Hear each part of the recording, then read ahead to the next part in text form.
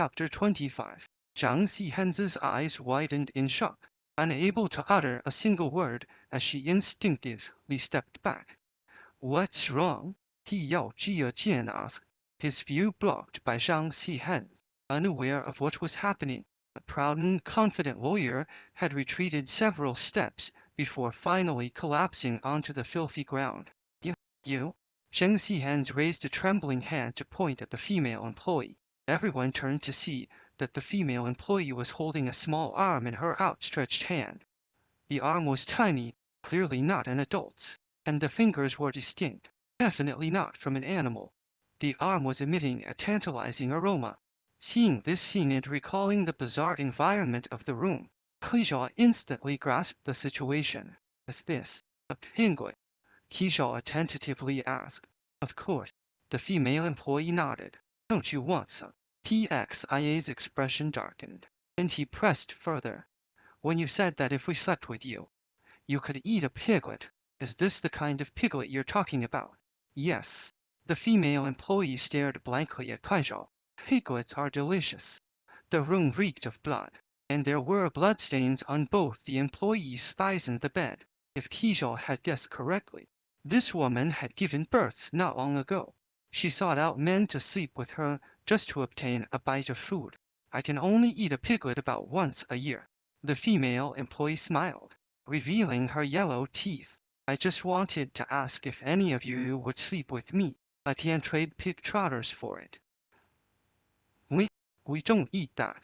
Officer Lee shook his head. Well, if you don't eat it, then forget it. She fumbled around, placing the overcooked food into her pocket and wiping the grease from her hands. Zhang Xihan, seeing the state of the clothes she had draped over the woman, couldn't find any words to express her feelings. She had never imagined that this kind of food could be so greasy. With a complicated expression, Tian spoke to her.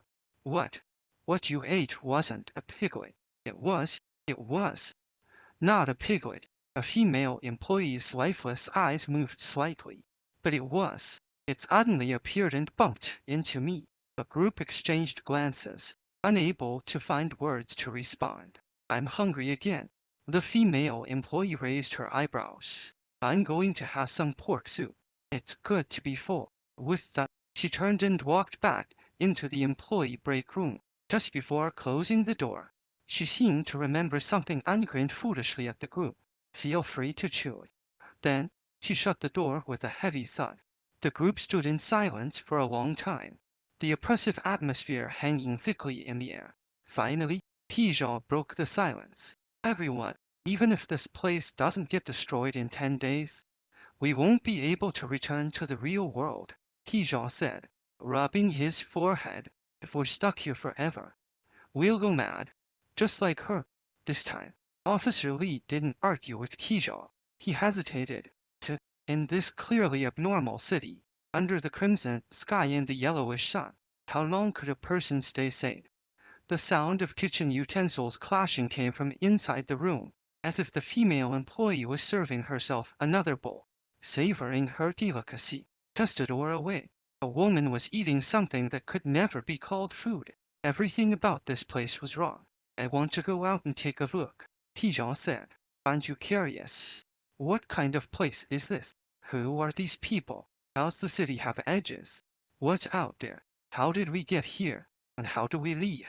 The group's faces showed less curiosity and more fear. I just feel like there's danger everywhere. Xiaoran shook her head and said to Keisha, I'd rather find a safe place to hide than go out and participate in those games. Miss, there's no food or water here, Ke Yao Jin said, rubbing his stomach. We need to survive. We can't really eat that piglet. Can we? His stance was clear. Rather than staying here and waiting to die, he wanted to venture out and see what could be found. At this moment, the 9 people seemed to be splitting into 2 groups, some wanting to leave, others choosing to stay.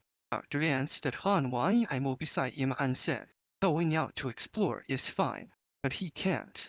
He's destined to stay here. I'm the only doctor, so I think I should stay. I'll stay with you, Xiaoran said softly. Are you all out of your mind? Tiao Jin shook his head.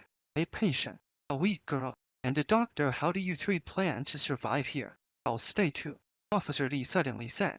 The three of them turned to look at him, understanding that with the physically strong Officer Li staying, they'd be much safer. Officer Li nodded at Drive. Xiao Wen said, "This thug is right. The three of you alone would be too vulnerable. Forget those animals with masks. Even if the woman in there goes crazy, you won't be able to handle her." Now there were four people opting to stay. The others turned their attention to T and Tian. Xiang Xihan, who had yet to make their choice. "I'm definitely staying," Xiang Xihan said with a slight smile. "I'm a lawyer. Without all the information, I won't take action. That would lead to poor decisions." She walked over to stand beside Officer Li and Dr. Xiao. Now, Tijan and Qiao Jin seemed like the odd ones out to people in a dangerous, unpredictable world, ready to explore. Like children unafraid of the unknown. Tian glanced at Ling Yin, then walked over to TXIA's side without saying a word.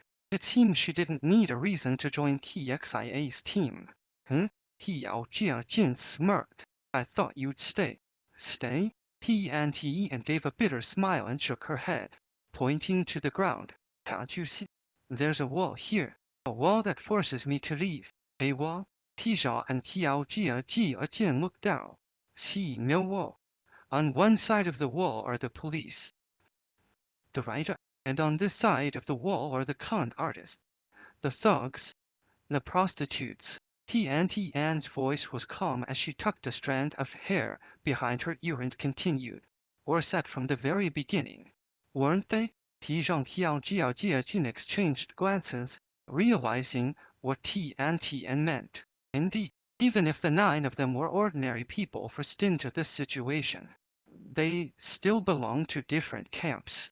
Casual, Ji and Tian had always lived in the gray areas of society, destined to clash with the others. The only person yet to choose a side was Ling Yin.